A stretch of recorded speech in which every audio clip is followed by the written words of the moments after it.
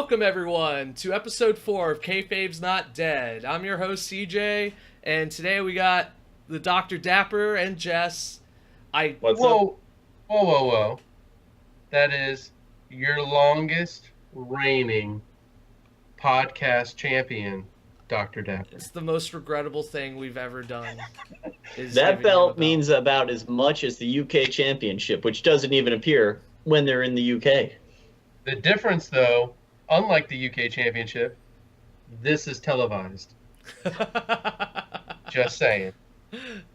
So this week on our show, we're going to go over Raw and Smackdown. We didn't have any pay-per-views or any other shenanigans to go over. I don't know what Dapper's looking for, but we'll go ahead and get right into Raw. So Dean Ambrose starts off and gets a phone call, and to his surprise, it's Kurt. I don't know why he didn't recognize the phone number, because he called him a couple weeks ago. Because he's a lunatic, man. He's living on the edge, the fringe. Oh man, the fringe. Apparently that. You think he knows how to save a number? No. You can't. These magic boxes just start vibrating, and he picks it up, and sometimes people talk to him. So you think Dean doesn't save any numbers? No. He's that a is living on the edge. Let me put it this way: he didn't send a save a date for his wedding. Wait, I think, guys, I found our 4th podcast host.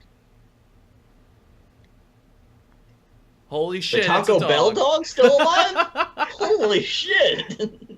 I told you, once you become the champion, the doors just open up to you for all celebrities.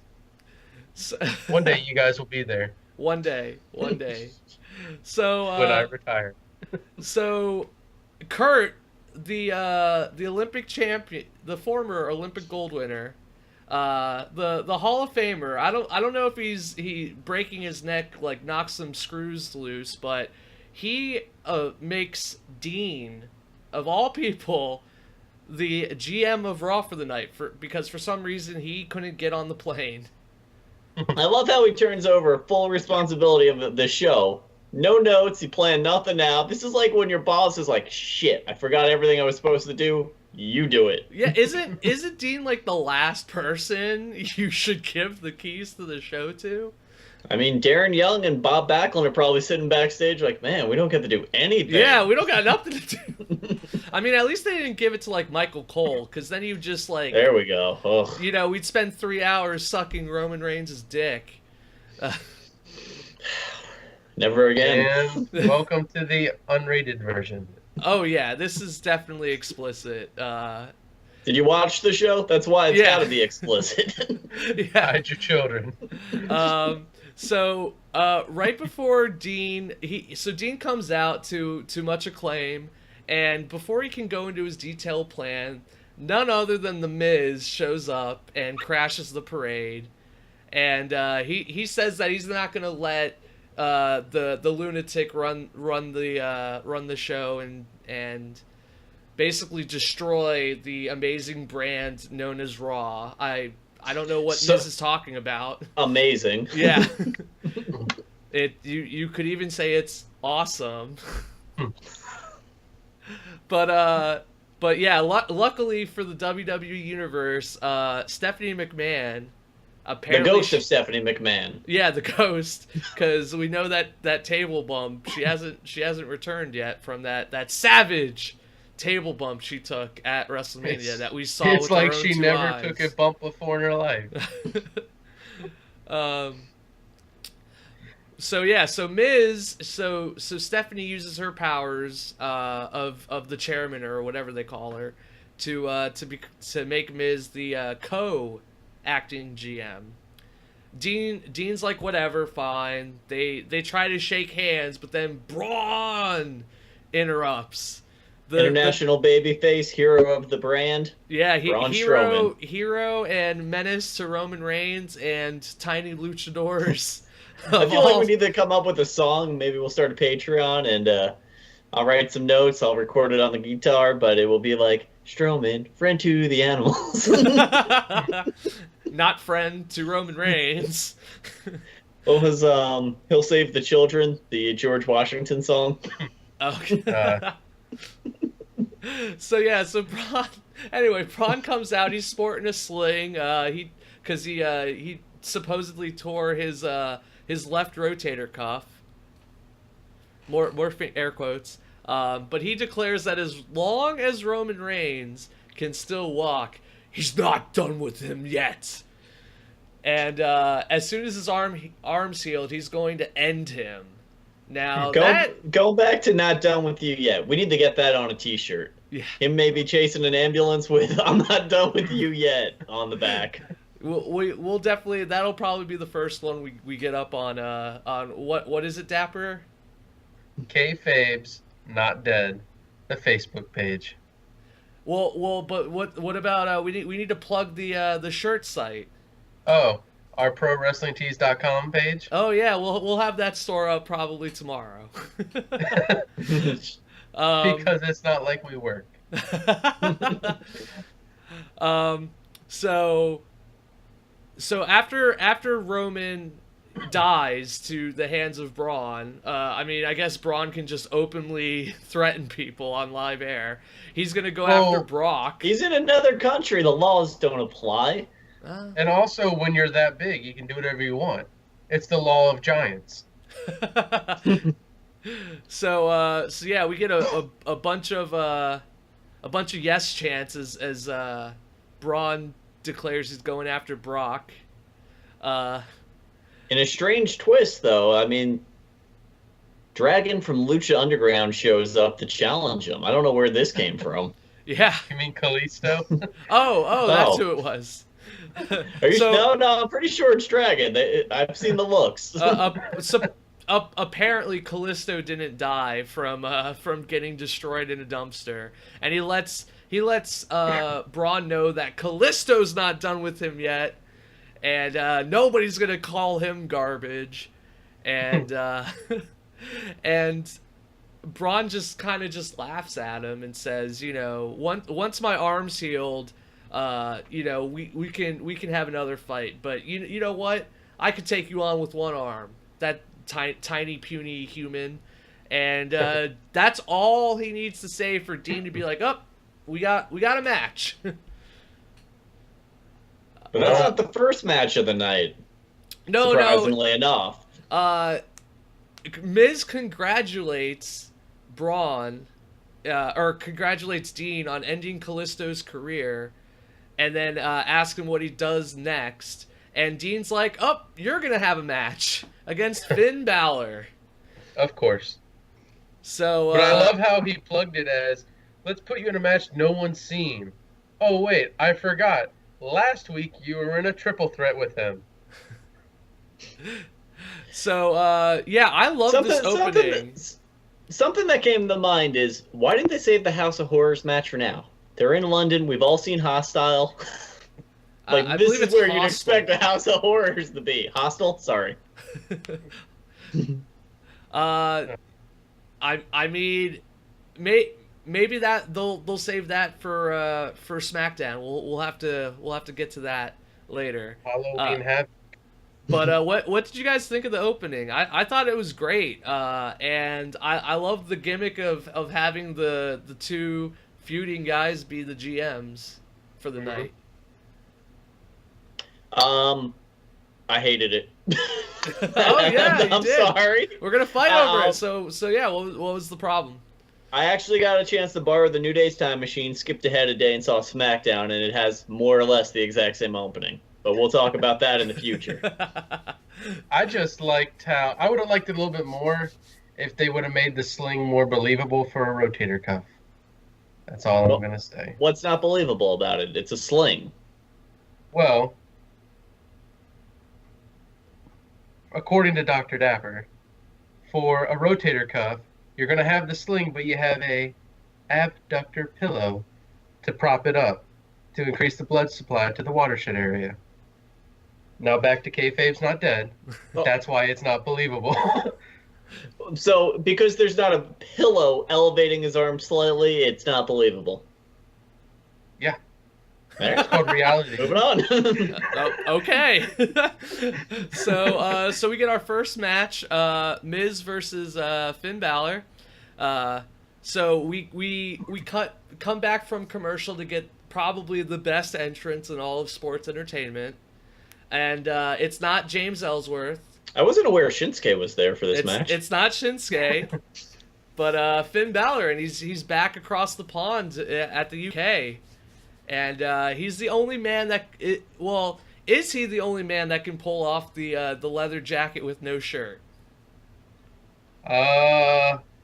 We'll find out next week. Probably. I think everyone else has had a shirt, so I think he's the only one that did it. Well, no, Chris Jericho did it. Well, Jericho's done it, and Shinsuke does it currently. Yeah, well, his is zipped up. I mean, I think he's a madman. Have you ever sat on a leather couch with no shirt on? It's the worst. But he's not sitting on a leather couch. He's just wearing a leather couch. Oh. So, all right, so Miz v. Balor. How are we feeling about this? It's seeming like they want to keep these two together for a while. Well, I think it was more of just a rotation because we don't want Miz and Dean to keep fighting. We need to save that because they're gonna fight probably 50 more times. And we'll touch upon it in another podcast episode. But me and Jess went through the entire Raw SmackDown roster. And we'll break it down, too, for our podcast listeners. Out of the 30 people per show, there's really only 6 people that are title-worthy contenders. Everyone else is a jobber or a jobber's jobber, like Helmsworth. The other half of the conversation feels differently. Of course you would, says the guy wearing the Cesaro section shirt. I cannot help it. That is simply where I was seated for this podcast. So we got a pretty decent match. Miz kept going after Balor's nose. I don't know if he's trying to say something about Finn, or if he's just jealous. It honestly looked like he was trying to rip Finn's nose off with a bunch of those modified headlocks he was putting him in. I don't know how familiar the majority of fans are with Balor, but supposedly there's a demon in there. Miz is just trying to see if it's like Scooby-Doo. He pulls that mask off and it's like, oh, shit. So it's a sound strategy. I agree with his attack pattern. So towards the end, Miz starts begging for mercy, and Maurice comes in and distracts the ref. Miz then shoves Finn into the ref and uses his newly acquired GM powers to call the match a DQ in his favor. I will say this. I was not a fan of the match until that happened because that was the greatest heel move I've seen in a long time. Don't ever give a heel GM powers. He's already drunk with power. That was right up there next to Alexa Bliss walking out of the Sasha Banks match, being like, wait a minute, this isn't worth anything. Screw this. I'm leaving. I'm still champion, even when I'm disqualified. I just want to bring up, I think the refs have unionized. They may not come out on TV. No, we've had 3 disqualifications and penalties enforced because of referee interference in the last 2 weeks. We had this match. We had, what's his name? The Red Arrow? Oh, Neville? One of those 205 guys nobody likes. I would. We had him grab a ref, and then we had the Lone Wolf. Same thing. It wouldn't shock me if 33% of WWE matches end in DQs, especially on Raw and SmackDown. That's how you get the 50-50 booking. Attacks Sami Zayn in defense of his country, and what happens? He bumps a ref, he's suspended for a week and fined. So I'm saying something's going on with the refs. They're getting some of that union money. Because they're tired of taking these Hebner bumps. So we get swerved because everybody assumes that's going to be the end of the match, and Miz is going to get the cheap win. But out comes Dean, and he says, "Hell no, not on my watch." Maurice, get the fuck out of here, and the ref restart the match. Miz can't believe it, and Finn just hits him with a drop kick, and then automatically lands the coup de grace and gets the automatic 1-2-3. Is that the name of his finisher? Yeah, the coup de grace. That's awesome. Uh, If you guys, I don't know if you guys noticed, but Finn was still pissed at the ref because he wouldn't let him raise his hand in victory. He was like, he like gives him a look and he's just like, "Get off me." Because I think we're coming up to the Balor Club. Just saying, in the future. Yeah, I'm excited to see the Demon. I'm assuming they're gonna debut that with Wyatt's the Wyatt feud we're supposedly getting, but They should. I thought they'd save that Wyatt feud, especially with the list of injuries we'll get to shortly. Oh, spoilers. God. But after that match, we get Alexa Bliss and Nia Jax, and apparently they're best friends. So yeah, Bliss is preparing for her match. Sounds like my dream last night. I just hate how naive Nia Jax is. Where she's like, "Did you mean what you said about me?" Yeah. I didn't. I'm your new best friend. I didn't take it that way. What? I think it was more of This is kindergarten? She knows that Bliss is like absolutely terrified of her because she's probably not twice, 3 times the size of Bliss, and she knows that Bliss was kind of caught in a corner. Because what is Bliss gonna say? Oh no, I didn't mean those things, and like get attacked by her backstage. She's kind of talking to the ladies' version of Braun. So don't you know, in the wrestling world, this is the most deadliest weapon they have. I would say it's thumbtacks or barbed wire wrapped. We'll get to our 2x4. top 10 list of most dangerous You weapons kick in out the of barbed wire WWE. and thumbtacks. You never kick out of a title belt to the face. Well, is it to the Just saying. face or to the back of the head, or does it Well, matter? now they go back of the head, but it should be face. But yeah, Bliss is looking pretty squeamish. She can't really remember what she said, and Nia's like, you know what? If you really think I'm good, then I should get the next title match. And you know what? I can't really blame her for saying that. I have to say, I want people to earn it. Yes.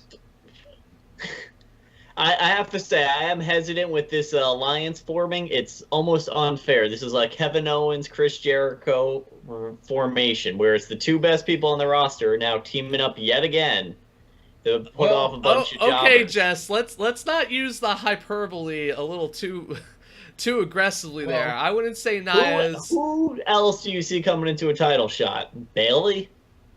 I would. You can't even get her intro. I Come on. don't think it's very controversial to say Sasha is better than Nia Jax. Come on. Not out on injury this week. It's Sasha different. Banks. No, they did have a fight. They had a surprisingly good fight later. Sasha and Alicia. Fox. Don't even get me started on that fight. We'll get to it. But we need to start moving through these. Yeah. So Alexa lets Nia know that she doesn't make the matches, and Kurt's not here. So Nia gleefully lets Bliss know that until that match happens, they're gonna be best friends. I want there to be vignettes. I want them to be braiding each other's hair, going out, hitting on guys. I got the show in my head. This is what needs to happen. Is that what's gonna replace Total Divas? No. Totally better divas. That's what's replacing it. So only guys, thing that would have made this better is if after Nia Jax did all that stupidness, she just got up and just skipped her way out of the ring. So I did want to ask this: like is Little Miss Bliss scared of Nia Jax? No, because Nia Jax is a couple crowns short of a crown box, and won't even realize. Oh, wait, I tripped. So you think Bliss is playing Nia? Yes, I think she's playing her, and she's just going to be like, oh, let me get that match going, just like we had foreshadowing with Neville, where he's like, oh, Neville, if TJP wins, are you going to give him a title shot? I never told him I'm going to give him it. I'm just saying you got to do something for me first. I feel she's just going to pull Nia Jax along because she's greener than grass. Yeah, but Nia is also somebody who doesn't need a title belt. She can easily beat everybody in this division without Charlotte there, the challenger. And I was going to say, I think the 205, I get where you're going with that kind of comparison, but TJP isn't like 5 times the size of Neville. You mean TJP's not a 6 foot tall, 300-pound Samoan woman? Yeah, Nia's bigger than TJP. For those of you paying attention to the continuity, it would appear everybody has adopted the TJP. Or the artist formerly known as TJ Perkins. I will give Jess this from our last episode. You are correct. I counted this time. They said TJP 7 times. Take a drink every time. They can't stop. It just comes. It comes naturally. I think the line was from Michael Cole. Neville, when you told TJP that you were going to give him a title, and you saw TJP just win this match, spoilers, do you think TJP's really going to get the title shot because TJP deserves it? I'm like, God. We know who he is. Despite how much we want to forget about him, we know who he is. 18 times in 2 minutes, I counted. But what this truly reminds me of is when a certain friend of ours was stopped by the police and they couldn't stop name dropping. Oh, maybe that's foreshadowing. So we get the champ Alexa Bliss versus Mickie James. The champ enters first with her new best friend, and Mickie comes second, but she gets accompanied by Bayley. Of course. I loved how they replaced Mickie James's music with Bayley's. Like, what the fuck? If I was Mickie James, I'd be pissed off. Just a slap in the face. At least they didn't have the wacky inflatable arm tube men. Because they broke they can't get her. They can't get that intro right, man. I mean, curse this thing we call there's win. nothing else I can say. So they didn't even launch at WrestleMania. They all went up and just kind of died. It was like, nope. Even we think this is bullshit. So Mickie lands some decent moves. She gets the Hurricane Rana in, but it looked like Bliss pretty much controlled most of the match. Because of Nia Jax. I don't really mind Mickie, but I gotta say, I've probably said it before, but I fucking hate those pants. Those bell-bottom, like, looking things. What the fuck is with those? The Attitude Era will live on, CJ. Whoa. I feel I need to notify the fashion police that somebody's dissing the only diva with style, other than Alexa Bliss. I think Sasha rocks some pretty good style. Oh, she does. I'll give you that, but, bandages and a hospital cast isn't much style. I would assume the fashion police would have a heart attack if they were on the same show as Mickie James. I will say this: the best part of Raw is the fashion police vignettes, and it kills me inside to say it. Whoa! We're breaking all kinds of rules. First, you're skipping way too far ahead, and 2, that's not even the right show. I know. But that's how bad Raw's become. The vignette on Smackdown is better. All right, so let's get the vignette on Smackdown is so good it's traveled through time into a Raw. That was the day before. So Nia Jax comes in with the distraction while Mickie James is trying to go to the top rope, only for Bayley to come flying out of nowhere off the steel steps, and she hits the crossbody. This distraction goes on long enough for Bliss to land I guess it was supposed to be a Big Show knockout punch kind of thing, and she gets the pin. I thought the finish kind of came out of nowhere. What I didn't like about it is that Nia Jax reached up, clipped, I repeat, clipped Mickie James's boot to where she's like, oh no, this is the time. I've been shot! Yeah, it's like, where's the sniper in the arena? And down she went by a 5'0" right hand. That Bliss had to I think she had to jump up to do it, like a Shoryuken. Yeah. I think somebody realized that she was going to kill somebody with that diamond cutter. So they're like, just punch for now. So after the match, Bliss drags Mickey into the center of the ring and starts wailing on her, only for Bayley to come back in. And then Bliss does the whole cowardly heel, or I'm sorry, not cowardly heel retreat. It was a tactical retreat. Let me rephrase. As a doctor of modern religions, I will tell you that a goddess ascends to the ring, beats whatever sacrificial lamb is put in front of her, and then retreats back into the heavens. Yeah, she could That is only exactly bless what us we with. witnessed. She could only bless us with her presence for so long, right? This mortal plane just can't hold that much amazingness. So then Naya's left, just sitting there like a predator, looking for her next victim, and she just crushes James in the corner and then lands the heavy elbow.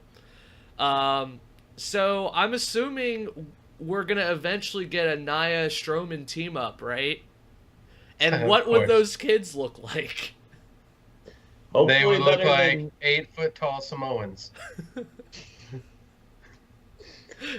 So Roman Yeah. Reigns. Yes. Who?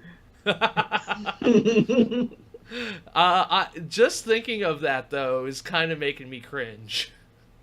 It made a lot of people cringe. We just Cringe lost harder 7. or We just yeah, I lost can't even 70% of our talk. viewers. It's destroying parts of my brain as the image spreads. Yes, we just lost all of our subscribers and Would- 70% of our YouTube viewers. Well, Jess, you would have to fight Strowman though, because Nia's your girl, right? You're gonna marry that girl, right? Yeah. Eventually. That's just I'm his still future right. ex-wife. I'm still running around having my fun. She can do the same, and then We no, meet I'll in the just put middle. him. I'll put him on notice right now. Strowman, you stay away from my woman. So I don't drive an ambulance. I drive the fire truck. So moving on, we get a Dean and Miz promo. Dean's going over the card with the stagehand when Miz comes in all pissed off. Miz has a very special Miz TV planned with someone from One Direction. Who gives a shit? Dean cancels it for more fighting, and Miz comes out at Dino again saying, why aren't you fighting instead of hiding in the office? Once again, another point for heels being technically right. Well, And for a 50-50 power split, it sure seems like Dean gets to make all the shots. I'm assuming Miz took like a couple extra blows to the head, because you're right. Like, I think Miz only got this one fight on the card, which was Bray Wyatt versus Dean for the main event. Because we've never seen that before. Ever. In the history of wrestling. I don't think... Oh, wait. They fought at This Elimination is a new Chamber, year. right? WrestleMania already happened. That's right. All storylines have been whitewashed. It's a snake eating its own tail. The timeline's gone from back then. Yes, just like we've never seen the Miz versus Finn Balor. Ever. Ever.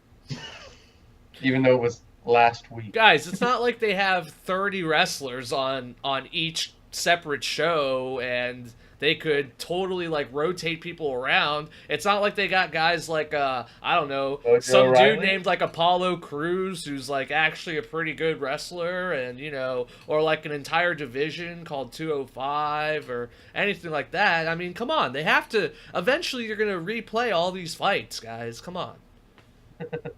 Especially when you only use 6 people. Yeah, because they only have 6 credible people. Am I right? Speaking You of a are. replay, Seth and Joe. Let's move to this. Yeah, we Little get vignette here. we get a Samoa Joe promo. Finally, I say he's probably top 3 as far as The promo. promo People was who good. don't deserve to be on TV. That was the promo, CJ, that I wanted to hear after Joe beat down Seth Rollins to win that match at the last pay-per-view, which never happened, by the way. But that's how it should have played out. The promo would have been so much better. I He's like, would- I'm not well, done with you yet. Well, it wouldn't shock me if Joe wins the next big pay-per-view fight if they do keep this feud up till the pay-per-view. He better, because if not, he's just going to become Bray Wyatt 2.0 I and lose don't. every match. Let's hope that they never do that. Let's not give WWE any ideas. But Joe puts it out there that after Seth Rollins barely escaped payback with the win, he doesn't get to overlook the right hand of destruction and challenge Brock Lesnar to the Universal title. There exists? Yeah. There's supposedly a title above the Intercontinental title. But I haven't seen it. I can't remember the last time I've seen it. Because this is the only way they can promote. This is the only way they can promote the Universal title and the WWE title is by not having them there. What absence makes the heart grow fonder? Yeah. So we have to support the Intercontinental and US title. That's all we got. But Joe warns Seth that there are more immediate pressing matters for him to worry about, i.e. himself. And after making the audio go in the red, Joe proclaims that Seth is going to have his body broken until we get a flying Seth Rollins attack. What was that? Every time somebody says broken. Oh. It's okay. Let me actually clarify. It's the two fingers and the swipe to the side. You don't do this kind of motion, people. Another man with a mustache. Two fingers. Can Remember you even that? tell the difference? Yes. This looks a lot different than this. Whoa, well, first off, I'm not going high with it. We all know that because that's I'm not going just to go saying, anywhere we want. if you watch the replays of Raw, a lot of people do it that way, and I do not support any of that kind of thing. Genocide? Yeah. If you're gonna chant Is that the elephant in the room? do it right. If you're gonna support the Broken Brilliance, do it correctly. So Seth lands some good strikes onto, but then Joe throws him into some sort of travel rack, I guess. I don't know what the technical term would be for it. I love the spot though where Seth just literally takes a ladder and just throws it at Joe. Yes. He's just like, eh. Then we get 100 refs get in between them and finally break it up. I was gonna say, Jess, what did we learn from that movie we watched? Don't stand so close to the ring during a ladders match. Never stand close to the ring. So after that backstage brawl, we get what was my most anticipated match. Braun Strowman versus Kalisto, the little luchador that could. Oh, he definitely could. Except this match really wasn't a match because Braun destroys him in 3 seconds, and even the ref doesn't like what he's seeing. You could the ref's doing this whole oh my god, I can't even watch, and he looks visibly concerned for the poor luchador. But before Strowman can land the killing blow, out comes the big dog, Roman Reigns, to a sea of boos. Now, does Roman Reigns have an action figure with fisting action? Yes. Does it say on the box, does it have a fisting action? It's referred to as the Super Punch because I don't believe they wanted to print Superman and have a copyright issue. Oh. And now we know. Yeah, Michael Cole proceeds to slobber all over the big dog. It really makes me sick. I don't know how Cole can say that shit with a straight face.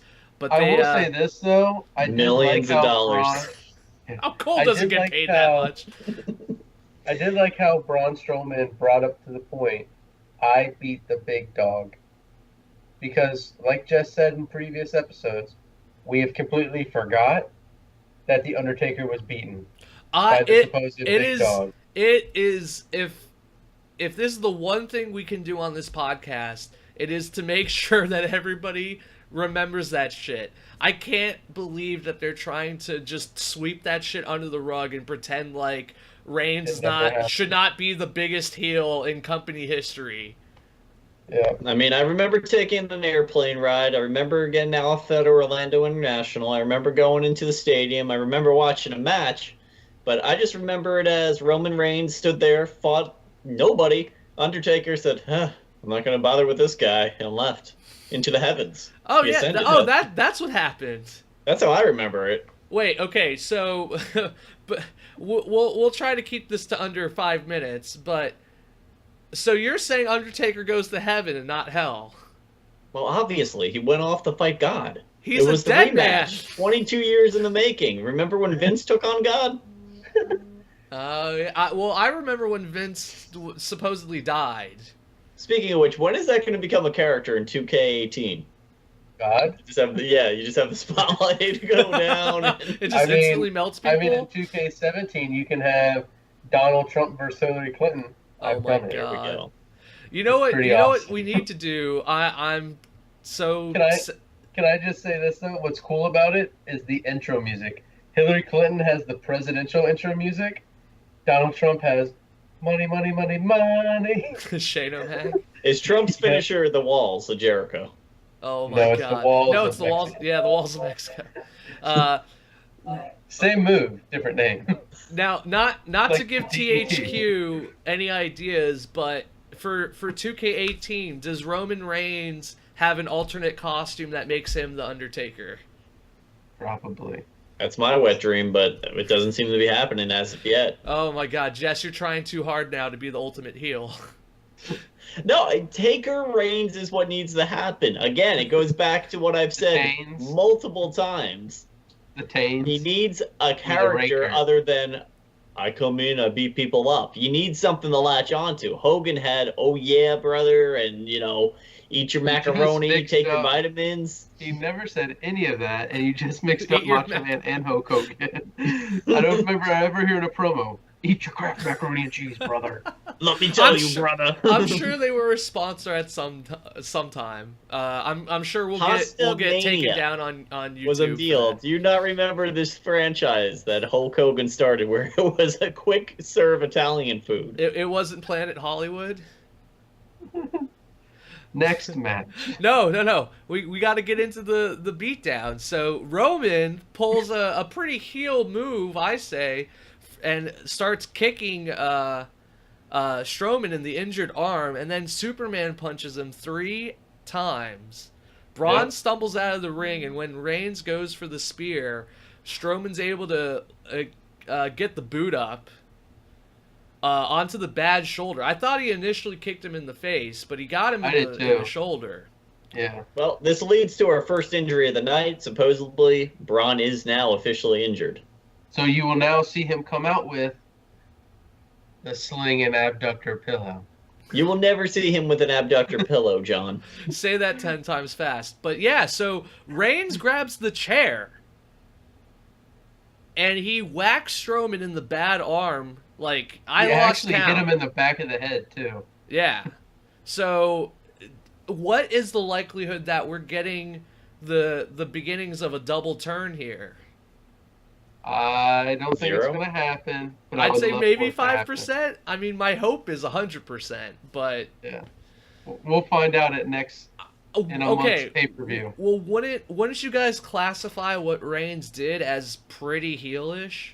Yes, he took a weapon. Today's standards are different, though. I mean, Bayley was throwing Bliss by the hair back into a match she walked out on. Yeah, but that's because she wanted to keep it clean. That's not keeping it clean. That's, you know what? I don't need this match. Bliss goes to leave. Bayley runs down and throws her back in the ring for a beatdown. Because that's what baby faces do. They make sure the heel doesn't get away. What do you think she's gonna do? Is she gonna go over to Lex Bliss? Miss Bliss, can you please get in the back of the ring, please? No. And then Bliss smacks her, and then that happens. You gotta show these people being good. From my point of view, All right. Ladies and gentlemen, this is also coming from the guy who is the only fan of Nia Jax, the only fan of Darren Young, and the only one who does the Nazi salute instead of the delete sign.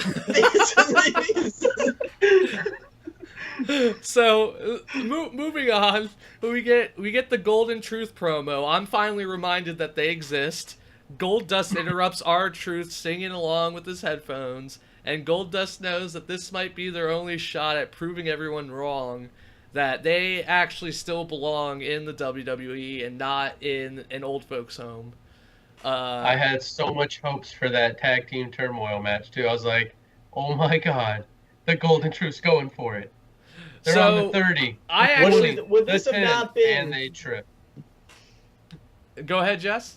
Would this not have been the just icing on the cake? We got Breezango over on SmackDown moving up on that roster, and then we have Golden Truth over on Raw start climbing the ladder. Okay, well, I would say I kind of agree with you, Jess, but you can't stop the momentum that is Sheamus and Cesaro, the greatest tag team to grace the WWE as of 2017. Since the New Day was drafted to SmackDown. Well, with all that said, we get into the tag team turmoil. One final thing I'd like to match. interject before we get into the tag team turmoil match, which was phenomenal, was that Golden Truth actually has an amazing win record in dark matches. Yeah, I saw that on Reddit, and somebody posted it like right before Raw, and they jinxed It's like a them. 95% win record. It was like, well, the Reddit post said 36-0. Nice. So they jinxed them. NXT Spoiler alert for people that haven't watched. I don't know why you're listening to us right now, but yeah, Golden Truth did not go over. Going into this, though, I had no idea what a tag team turmoil match was. Have they actually done this before? It's what they should do every pay-per-view. Instead of shoving 6 women into a ring, they should do this. I was actually about to sense. say that. Why don't they do this instead of having all the tag teams in a giant clusterfuck like they tend to do? Because it's the only way to get 6 babyface girls and 1 heel girl to have a 50-50 split. Well, I'm talking about when they do the tag matches in general, when they do the multi-tag matches. Not just the women. Because they want to try and get everybody on, and when they give an hour to The Undertaker and Roman Reigns, they only got 6 minutes for 7 tag matches. You know, the more I'm thinking about this, and why don't they electrify the ropes? Yeah, like Japan Dean wanted does to do. And why don't we put just flood the arena outside, fill it with alligators, electrify the ropes, and then set the stage on fire? Once again, you're describing Japanese women wrestling. And tune in for our New Like the Japan South Pro Park Wrestling said, podcast Simpsons did it. that we may hopefully someday do. Maybe if we had a man, like some sort of sexy pinata dangling above the arena, throwing knives at them while they wrestle. That was German Is this a fever dream? What are we? Tune into Jess's fever dream recaps. Things we on like Sundays. to see in the WWE. So yeah, I thought this was a great type of match. So once they actually explained it, so I was excited. But then Enzo and Cass has to come out and ruin all of my fun. That's funny. I don't remember seeing Enzo and Cass. I remember seeing the Job Squad. That's actually kind of what they've become.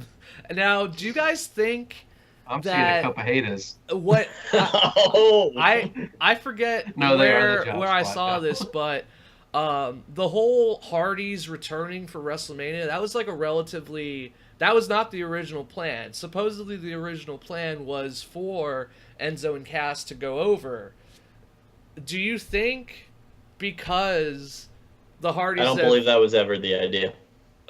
That might not have been. I just, that kind of made... When I read that, You know, that we're kind of the made same. sense. But DJ read that from the same place Jess read about the Undertaker Roman Reigns. Well, what I'm getting at, though, is... Stop reading my diary, John. Do you think the Hardy Boys took all of Enzo and Cass's babyface momentum? Because it doesn't seem like... No, because they still won on the last pay-per-view, pre-show. Quotations there. It was a pre-show, doesn't Didn't count. That's like the prelogue in a book. Damn it, No this one counts reads more it. than 205 does. No, the pre-show wasn't. No one saw the pre-show, unless you had the network, just like 205. Watch our payback review to get our thoughts, or no thoughts, I should say, on the pre-show. But anyway, Enzo calls out the back, and we get another spelling lesson from Cass. Enter the best tag team on Raw, Sheamus and Cesaro. And I gotta say, it did raise my expectations for this gimmick match that we had them starting. So it was kind of crazy because Cass starts the match instead of Enzo. Yep. And it just showed that no matter who starts, they both lose. Yeah, so we get some pretty stiff shots back and forth between Sheamus and Cass. Cass eventually uses Enzo as a human wrecking ball, but Cesaro's the fastball special. Yeah, we've all read X-Men. Cesaro swipes at Enzo, allowing Sheamus to land a hard backbreaker. And then when we come back from commercial, we get the best 30 seconds on TV as Shazam. I try to combine the two. Yeah, Shazam. Cesaro is stomping a mud hole on Enzo.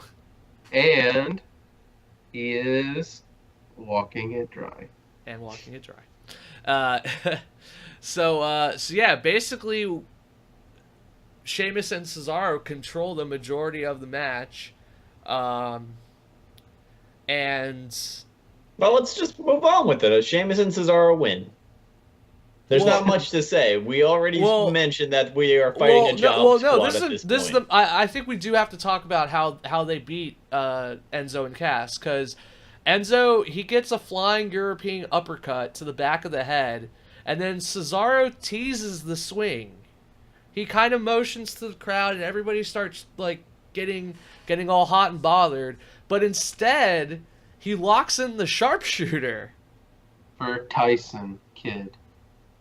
And Enzo taps, and as soon as Rhino and Heath Slater come out, they Sheamus and Cesaro charge them, and we get a brawl.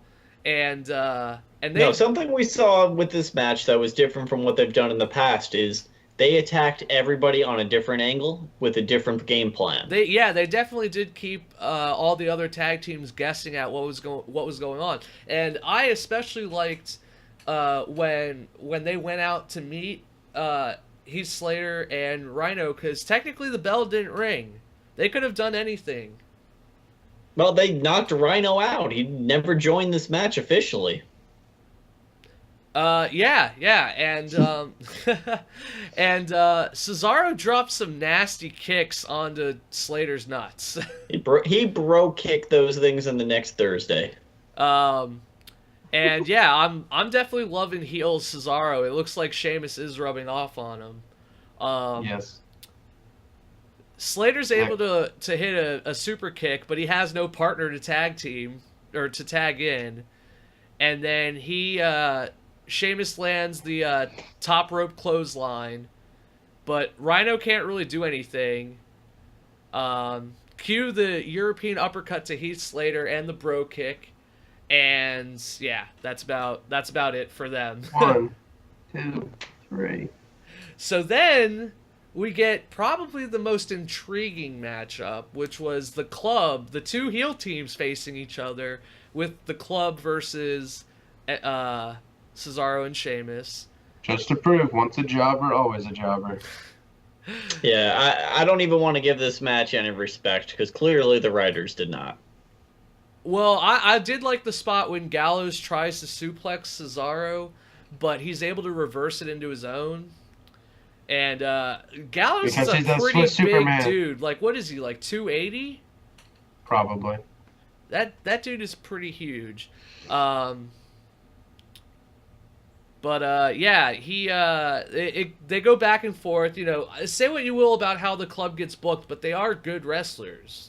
Yeah. No, there's no selling them short on talent. They're selling them short story-wise, in which they lose every match. Occasionally, they get a 2-win streak and then are immediately beat.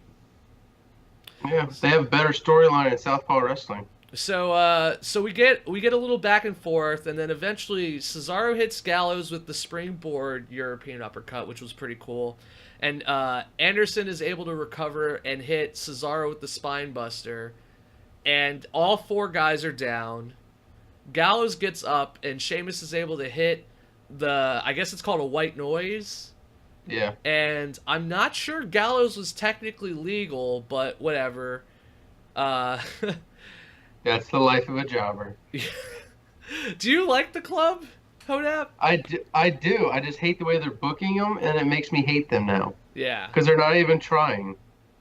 So we come back from commercial, and it looks like the club are about to hit the Magic Killer.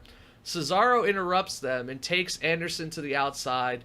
Gallows rushes Sheamus and eats a bro kick for dinner, and they get the pin. So after fighting 3 pretty tough matches, we get the Golden Truth coming out, and My dream team. Maybe they're able to take out the heels, because they've been fighting this whole time.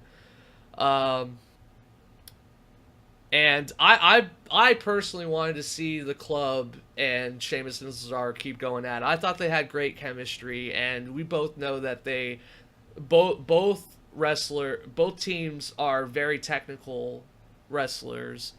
So hopefully we can see more of that in the future. But I was surprised that the club didn't attack Sheamus and Cesaro after losing. Because they're not that heelish. I don't know. They're the jobber heels. Yeah. When they lose, they walk away. So right away, I was surprised because, I just got back into wrestling this year, so I haven't really seen a lot of Golden Truth, and they showed off some pretty cool tag moves. They're a solid team. They have a solid intro, and it's a shame we don't get to see them more. Especially when they're on a 3-hour show. Right. But we get Breezango on the 2-hour show. Let's see. Goldust shows off a vintage taunt, and he lands a nice power slam. I guess he still got it. What is that, dude? Like 50? Something like that, yeah. Man, unbelievable. But do you guys have any standout Goldust matches I need to watch? I honestly Royal Rumble. I was trying to think everyone back to the Attitude Era, because Goldust has literally been like since the beginning of the Attitude Era. Yeah, you can watch the Hollywood back set brawl between him and Roddy Piper at WrestleMania. That was solid. What was the one where he's in the back of the House of Horrors match? No, this was not a House of Horrors match. This was like the Big Rig Brawl or something. They're in the back of a speeding truck going down the highway, punching. That was, I think, WCW. It's on the network. Come on now. And was Golden Truth kind of put together for the same reason Sheamus and Cesaro were put together? Golden Truth was put together because with all the turmoil, it's a great name. I gotta say, it's a great name. With all the turmoil in the world, Vince McMahon said, "I need to give the fans something they'll latch onto." Well, I'm assuming so it's for the same. 18 weeks of vignettes for one match, and then they were never seen again until tonight. Didn't they put Sheamus and Cesaro together because they didn't really have anything to do with them as far as the singles competition was concerned? They were kind of lost in the shuffle of the mid card. So they're like, oh, we have R-Truth and Goldust, which we haven't done anything with in God knows how long. Let's just put them together. Well, I believe both feuds just kind of fizzled. I could never really tell you why Goldust was brought back into the WWE. At the time, they still had Stardust, who more or less fills the same role. Because they had the Rhodes Brothers tag team. But when one Rhodes brother leaves, you get Aiden English.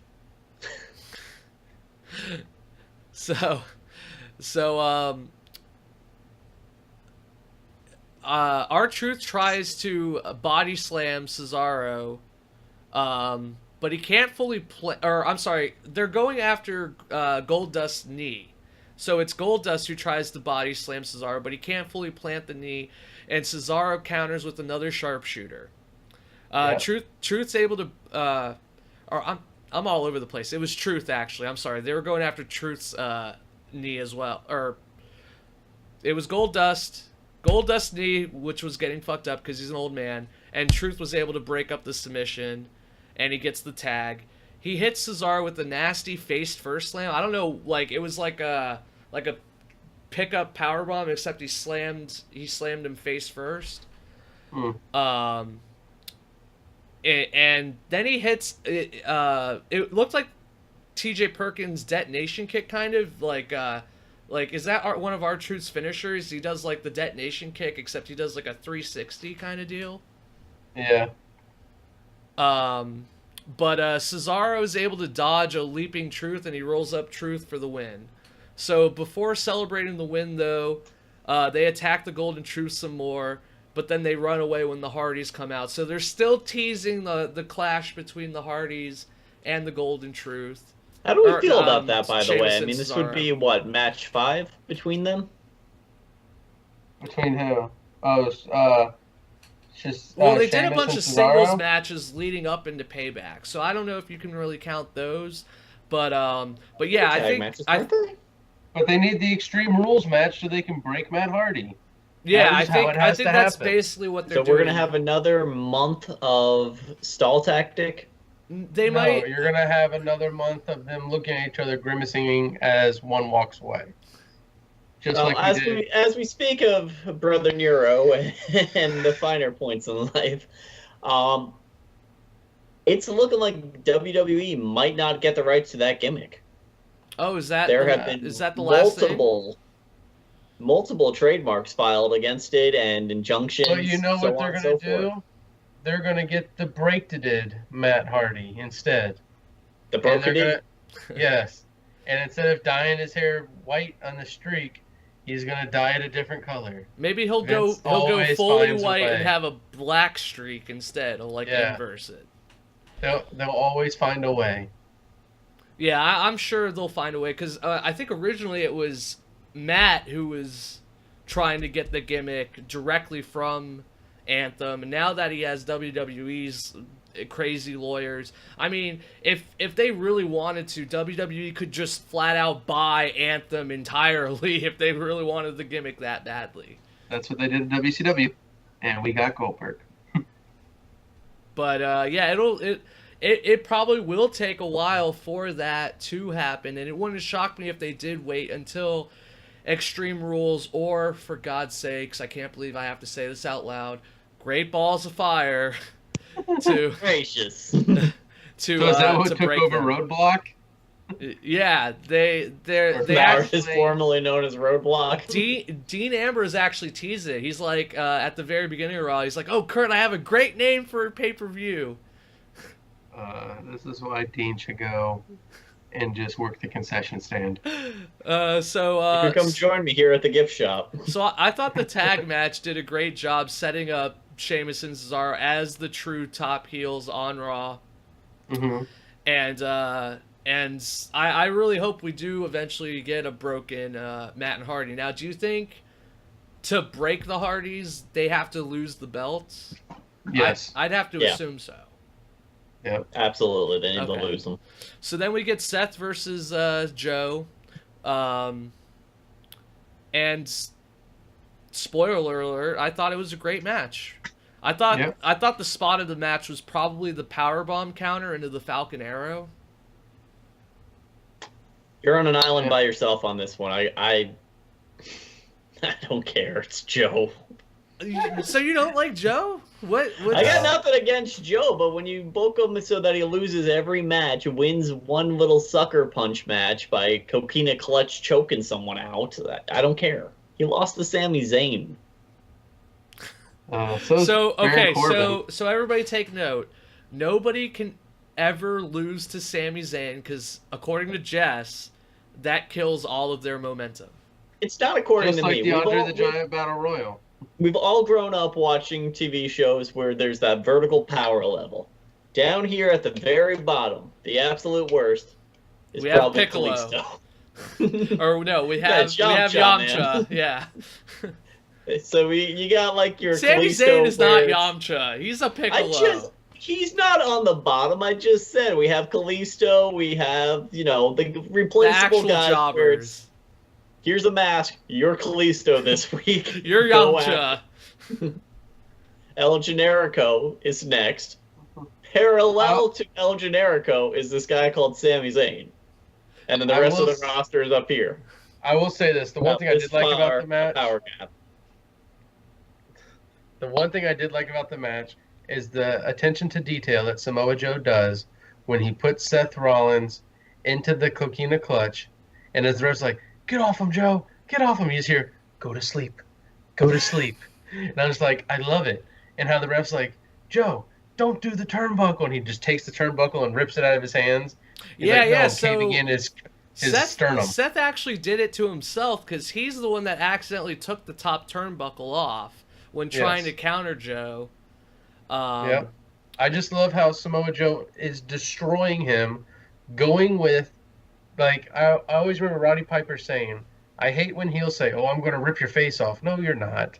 Oh, I would believe if Joe actually did it. Like, if Joe broke... Joe's like, I'm going to break you. You're going to hear cartilage snap.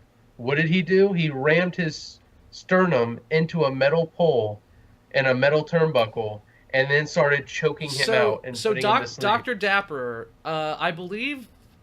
I'm misquoting Joe. I'd have to watch the replay again.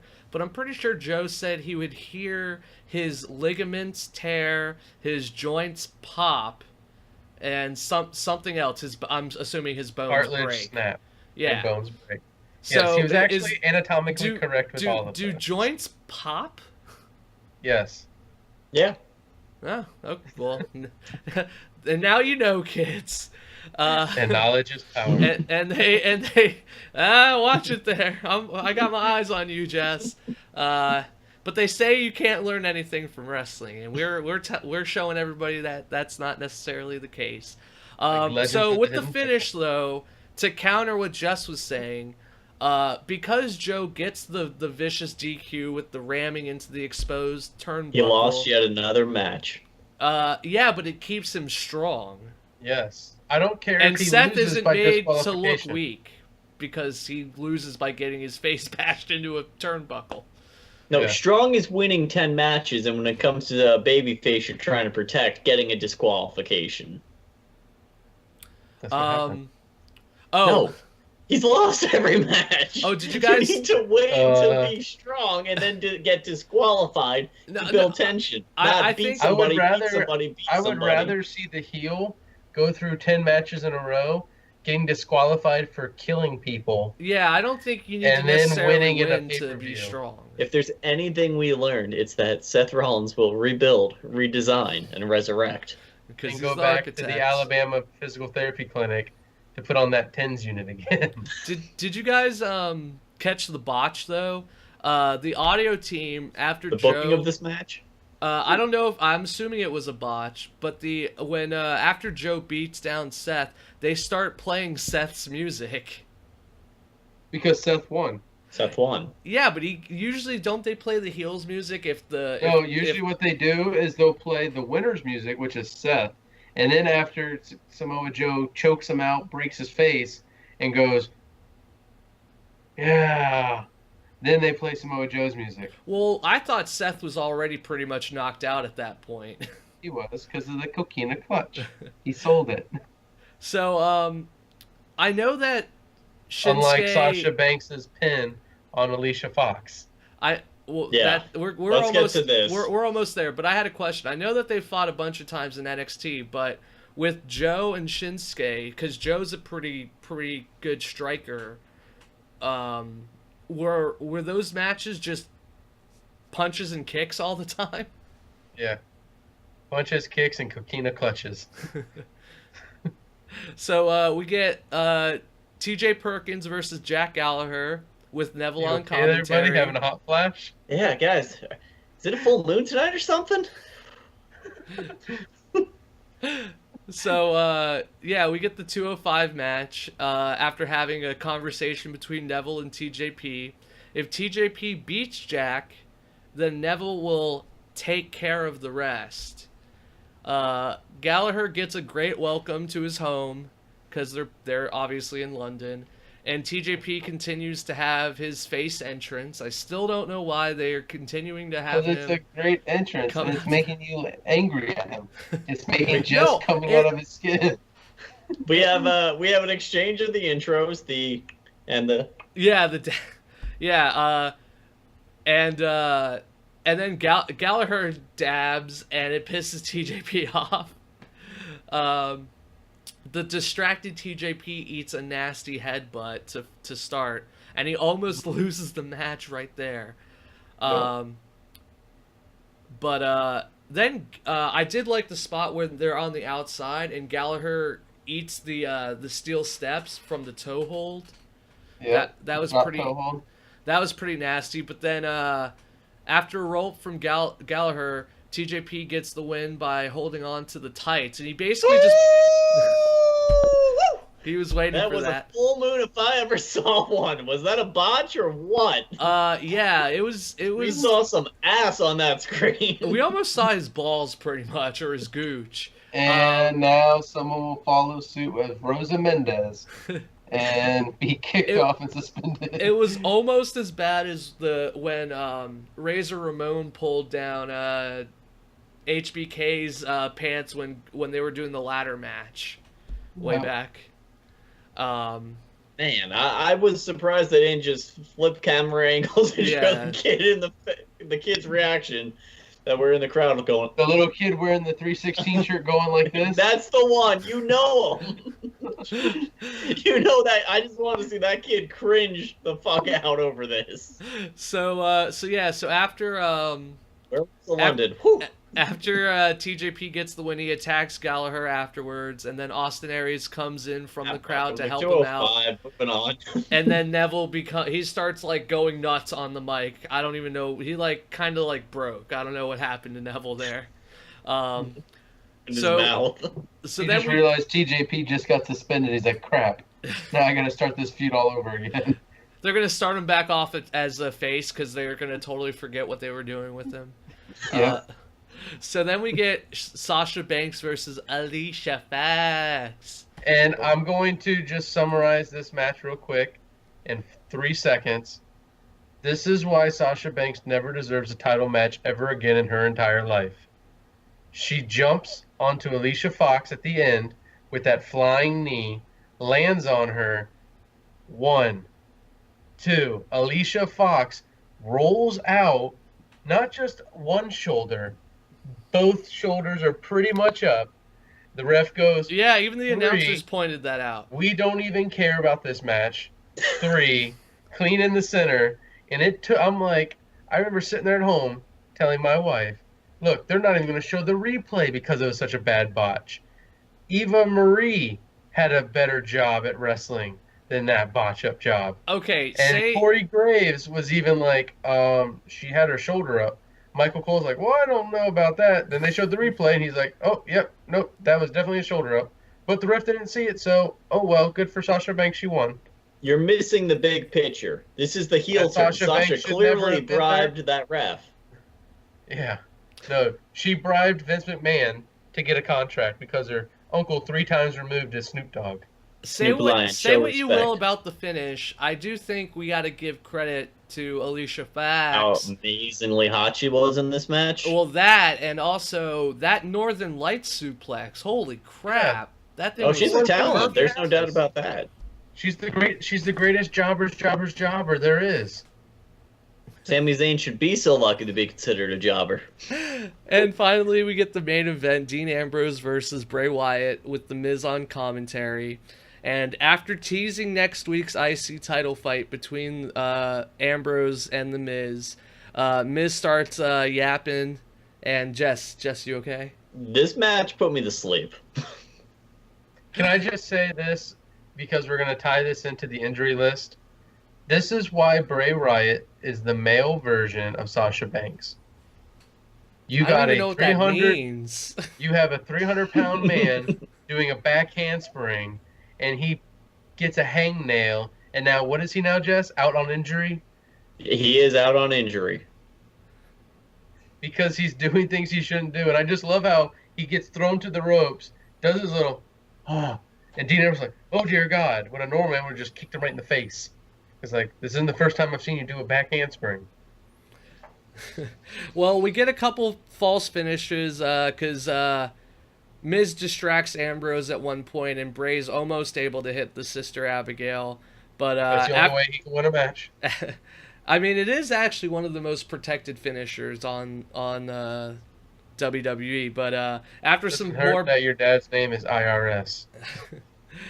After some more back and forth, Miz actually grabs the IC belt, and he he distracts Dean again. Bray almost hits another Sister Abigail, but gets countered into the dirty deeds. I mean, we get some more brawling, but then eventually, the belt. Stop distracting me over there. You heel. I thought For those he's the listening heel. on the audio podcast, somebody is flashing a fancy title belt into the camera. Yeah. Let's see. Dean throws Wyatt into the ring, and So they're outside. So Dean throws Wyatt into the ring, and while he's still outside, Miz hits Dean with the belt, like what you were hinting at earlier. And Bray gets to hit Dean win with the Sister Abigail, and Dean loses. Miz does look at Bray after announcing the victory, and he looks terrified. Wouldn't you be terrified of a homeless man sitting in the middle of your ring? who proclaims himself to be a god? Yeah. Because he can change the light bright. He goes outside all of the way house. around the ring to avoid him, and Because he's a snake. And he goes into the ring to start laying the beat down on Dean. I thought the match was okay, but Miz wouldn't shut the fuck up on commentary. It was pretty distracting. But I liked how both Bray and Dean think they could have done I like both of them, but I thought they could have done a lot more. And it seemed like the whole thing was just there to push the Miz and Yes. the Miz and Well, Dean feud. Just You know like how the they Bray love Wyatt, I would say just like the Randy Wyatt Randy Orton was just there at the House of Horrors match to push the Randy Orton and Jinder Mahal feud. Yeah. Bray Wyatt is the ultimate. He is the ultimate jobber. He gets a title belt randomly. I love how everybody's become a jobber in the course of them going across the pond, but no, if The Miz wins this, I do believe he holds the record for most IC title wins at 7. Because it'll Incorrect. be his 7th time. Incorrect. You had the Honky Tonk fan? Nope. Your boy Y2J has held the IC belt 9 times. That's right, he has. Fancy. So, but yeah, it was a decent Raw. The crowd seemed a little out of it, and some of the You pins. didn't love the women's match they had? Some of the where everybody pins broke out into the hey, hey, baby. Well, as you were saying earlier, Dapper, some of the pins were pretty lazy. Because they're overseas, they don't care. The tag match, though, and the Samoa Joe Rollins match, I thought were the best matches. Yeah. But I think the ultimate disappointment over all this was they didn't do Brian Close was anything there? with the co-GM stuff. Yeah. You had 3 hours. Maybe it will build to something. Well, they're not. Yeah, well- There's no way they're going to do this gimmick anymore. It's Once gonna they No, come build- man, they back. need It's 12 gonna build weeks into of Marine vignettes to 7. build to something that doesn't matter. We're going to build it up to Marine 7. So we finally get to this usually the superior of the two Smackdown. matches in SmackDown. We get a rewind of how Jinder became the #1 contender and what happened on Payback. And if you want to hear our review on Payback, check out episode 3. Yes. The opening promo, we get Randy Orton coming in, and he lets everyone know that he didn't lose to Bray or the Refrigerator, but only because Jinder Mahal. And right on cue, it's like he was calling him out. Jinder takes the stage. Jinder lets everyone know that, okay, and I'm quoting him. I actually went back and typed this out. He, and I quote, says, "I didn't take anything. I didn't steal anything. I simply took." Wait, Yes. what? I know English might not be his first language, but what the fuck was he trying to say? That pause is what killed this promo. That pause that was needlessly inserted. I simply took what is going to be mine is a solid finish to that. But him going, Yes. I simply took, Well, wait, you Because just what said he you didn't did- No, but he says like What he I did didn't was, like- take, I took. What? What he did is I took Hollywood Boys line, took the Yeah. title. My I God, took the they have title. changed gimmicks. We no longer know of the Bollywood Boys. These are the Singh The brothers. Singh brothers. Yeah. I can only Singh assume brothers, somebody. Now they're Chinese. Come on. I can only assume somebody is going after the Greek band of pirates, the Singh Brotherhood that was hanging out They keep back in India in the changing day. shirt colors though, so I keep forgetting which one's which. I want to That's see them it's start like the face old painting on Matadores. one side of their face and on the other side, and really confuse us. So he starts showing off new photos with the belt. And I don't know, Ginger seemed pretty flat. I like you guys were saying, I didn't like his promo at all.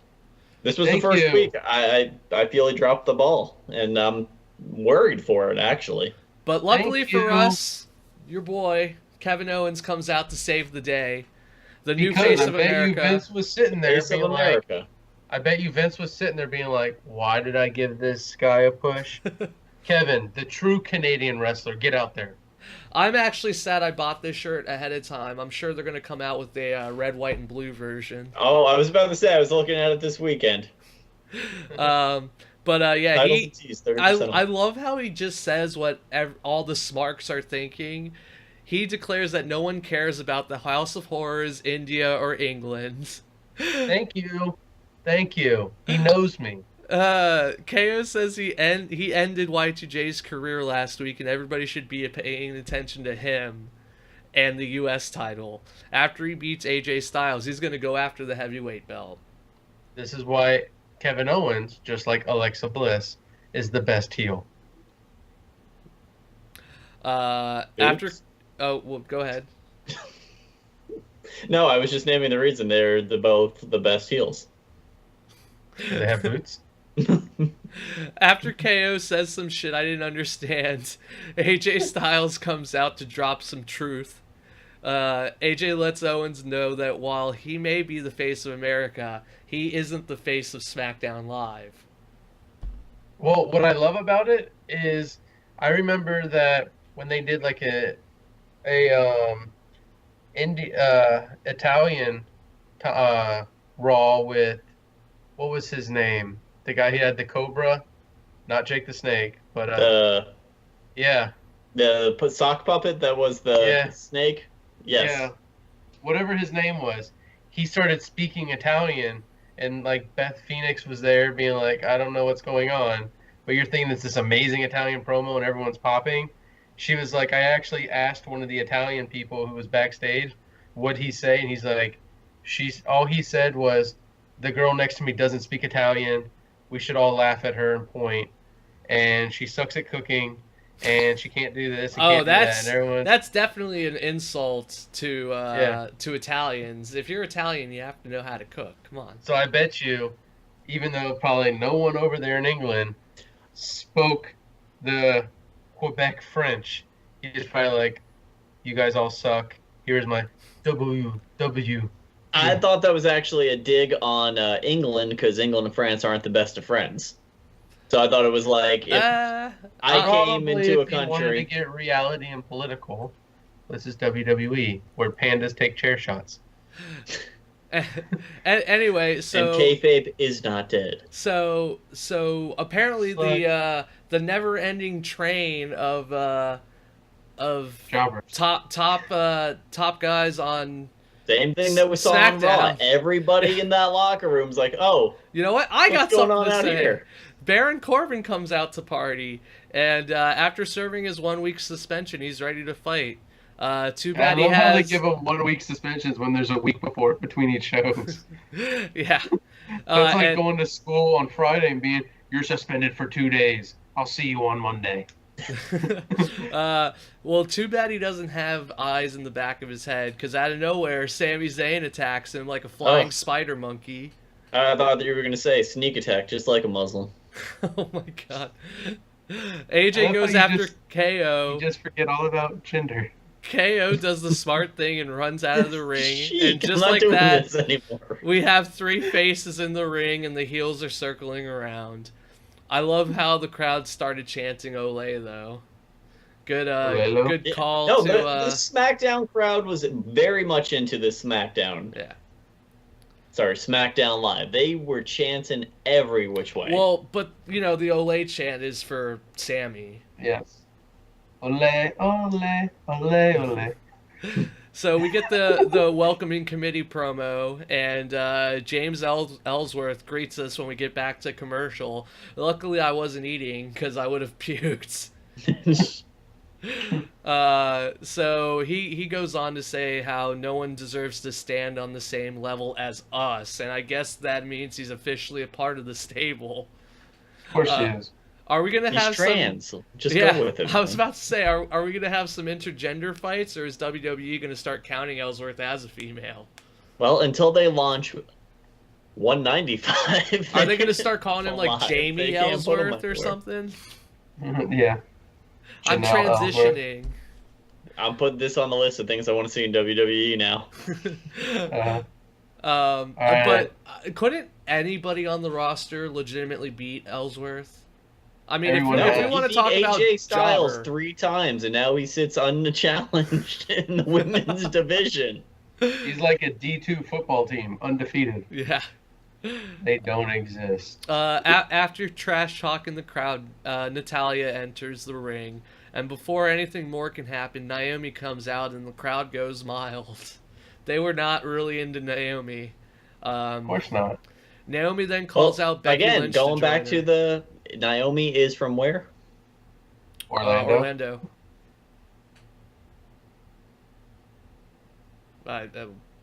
And next point. Awkward silent. Yeah. Oh, I'm sorry. What were you wasn't getting at? saying enough. Yeah.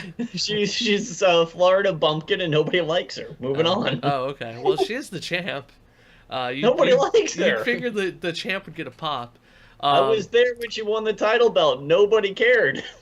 But yeah. So that was Nia Jax's entrance. You heard okay, me you yelling two. louder than everyone in that crowd booing. Naomi I then think- calls out Becky Lynch to join her, but before we get our Natalya versus Becky Lynch fight, Charlotte interrupts and lets everybody know that she doesn't need an introduction. She just lets you know, hey guys, I'm still here. So then we get the match with the welcoming committee on the outside and Naomi and Charlotte circling around. Natalya gets some good shots on Lynch, including a suplex on the outside. Both fighters go back and forth a bit. Becky lands a backsploder, and that's a great name for a move. But then Tamina looks like she's about to interfere. Naomi jumps her, and Charlotte, of all people, carries her away. Meanwhile, Natalya takes advantage and pulls Becky off the top rope and gets the 3 count. It was a weird match, and I didn't like the finish. The finish was really weird. because you once again shove so many people in the ring with James Ellsworth. It makes no sense. They should just go solo matches. Nobody cares about Carmella or anyone else but Natalya and Naomi and Tamika, who should be the champion. Because she's just like Nia Jax, but not a size 40. Well, luckily for us, we get the Fashion Files, the London Special Unit edition, to wash the bad taste out of our mouth. This episode was so much better than the last one, and they're like, "Get away from that girl!" And Tyler Breeze many questions. tried to kick the door in. Well, you're skipping through everything, man. We open on Sherlock Holmes. I mean Fandango and Constable Breeze investigating some kind of paint spill. Right away, we get a gag with the fashion faux pas, and it's a circle around the British Bulldog. Guys, I'm gonna sidestep this for a second just because I won't be able to keep myself from laughing thinking about it. This is comedy gold. They're back in the old. Oh my God! I don't know what just happened. He died. They're back in the old Foggy Apple. He could have just muted it. Though I'm not sure they've ever been to London. No, they have not. Sherlock has a hunch that the lead paint belongs to none other than the Uggos. And Fandango just walks through the police tape. Anyway, they follow the trail and what appears to be a locked door. They hear some yelling, and after trying to kick the door in, they just open it, and they walk in on the Ascension yelling at each other like bizarre, crazy men. Yep. And I guess they're trying to fire each other up, or they've poisoned themselves with lead face paint. Jess, are you there? We're done. I guess he died. He died. So what'd you think of this edition of the I thought fashion it was files? awesome. I thought it was better than the last one. And once again, I hate to say it, I hated Fandango and Tyler Breeze. Now because of these vignettes, I hope they go all the way. They're over, right? I've always loved the gimmick. They are completely over with me 100%. I want to see them now become the longest reigning SmackDown champions.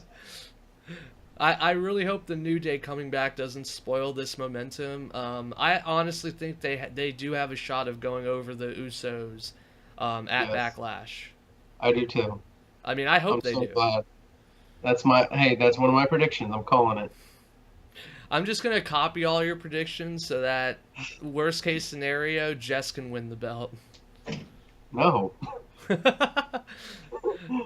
So then we get Luke Harper versus Eric Rowan.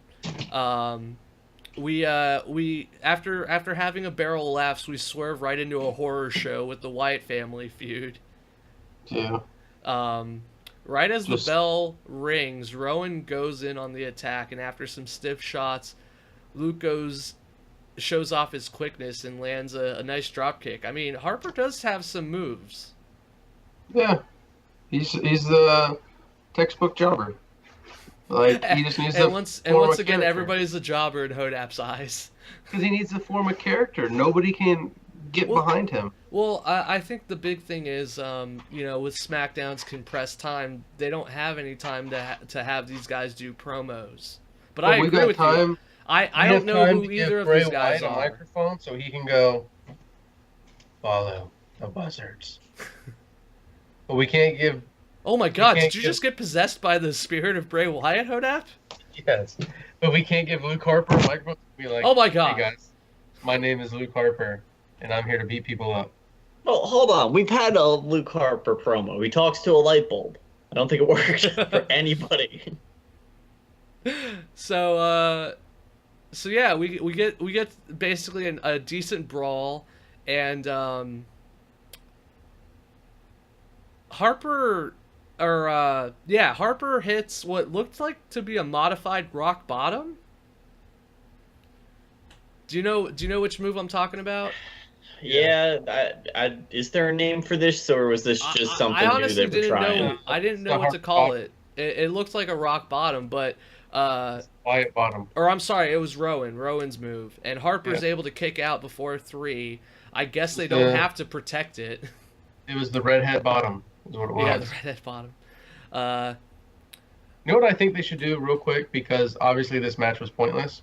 What they should do is let Luke Harper keep the little swamp thing gimmick and get rid of this steampunk sheep mask of Eric Rowan, and they should honestly, now this is a dream for me, get rid of Cesaro, put him with Sheamus, and they can become the Viking Brothers, because that is what he should be. Yeah, He's a giant 6 foot tall monster of a Viking with the Mohawk Sheamus. They could just dominate and let Cesaro just swing people around as the jobber he is. Since the Wyatts have broken up, I don't really know who either of these guys are. And they're nobodies. They're refusing to give him a microphone, and they're literally just filling space when somebody more useful could have filled that space. Yeah, it seems like Rowan's like a mini are, but that's about 305 live essentially, because 205 doesn't appear on SmackDown. So when they need the kill time, they stick a match with these two in there. At least 205 has a good excuse though, because they only have an hour.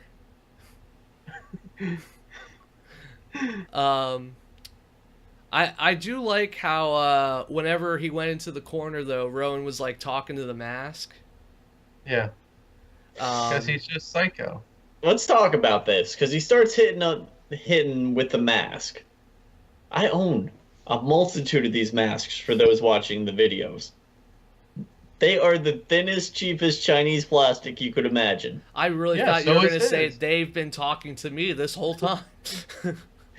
That's why he pulled the curtain over the mic on the camera.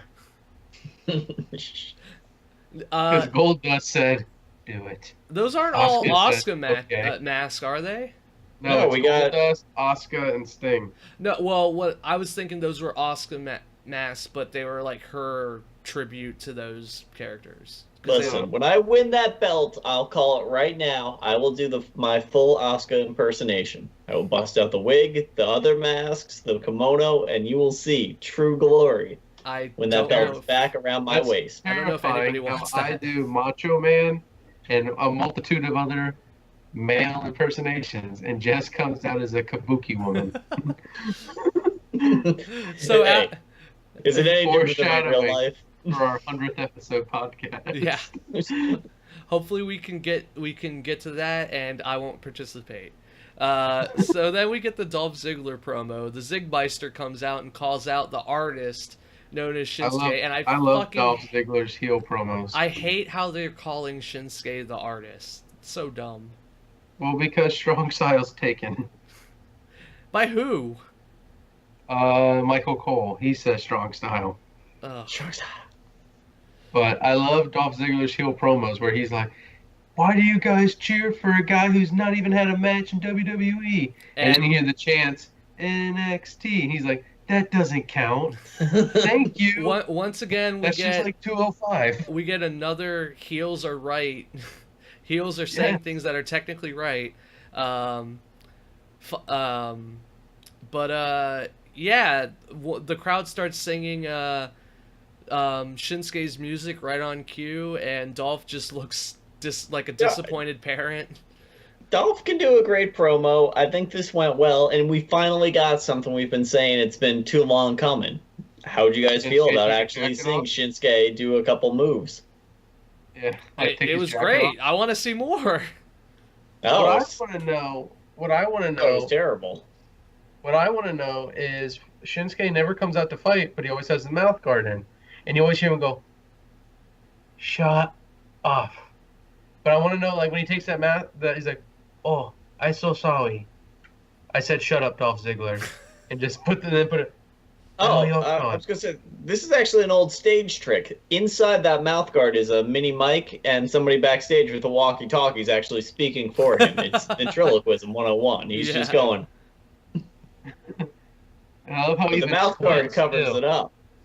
Well, okay, I gotta call Dolph out because just after proclaiming how the audience is a bunch of hypocrites and saying he wants to fight, he's tired of them cheering for a guy that refuses to fight. Dolph becomes the hypocrite by refusing to fight.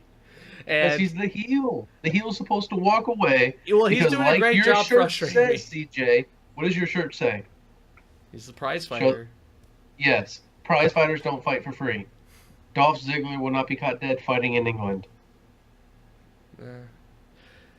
So yeah, Dolph retreats after Shinsuke gets a couple good shots in, and I don't know. I really hope that after Backlash that we can stop with this crazy build, because I'm a huge Shinsuke mark, but I want, like I said before, I want to see him fucking fight. So I hope after the pay-per-view we're gonna actually see him fight weekly on SmackDown. Strong stuff. And let the guy cut a Kamehameha. fucking promo. He knows CJ, you're not going to catch the English. ball? Fuck. So then we get I thought this was a great promo. We get Sami Zayn, AJ Styles, and Randy Orton. Ugh.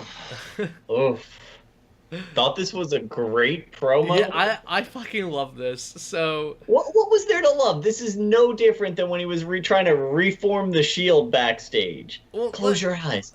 Picture a world where I'm actually a talented person to be Oh my working God. with. Can I tell the people what happened? So Sammy's trying to come up with a strategy and is talking a million miles a second. He figures they should strike If he first. talks quick enough, he can sneak in some Muslim propaganda. Nobody will notice. Well, he figures It's not they live. he figures like, since gender. Orton's the Viper, they should strike first since that's what snakes do. And Orton looks annoyed, and Styles looks like he just doesn't know what the hell's going on. And Sammy continues on and on about how he'll give Styles the book on KO after all he's fought him countless times. And he wants them to be on the same wavelength. Good vibrations, you know? You know what I want to see? And I love I will say this, CJ. I loved this promo for the end of it. The finale. Yeah. Where they all leave and he's like, oh, all right, man. let's like, visualize it. I'm gonna close my eyes. We're gonna visualize. And the camera zooms in and he gets left behind. They all leave and he's like, man, Sammy, you talk too much. You talk too fast. What I'm hoping now is this is foreshadowing. Now, this is me predicting years in advance now. Hopefully. It's sooner than that. We get a split. A rehash of Mankind, Dude Love, Cactus Jack. But now you get Sami Zayn, El Generico. Wait, those are not the same people.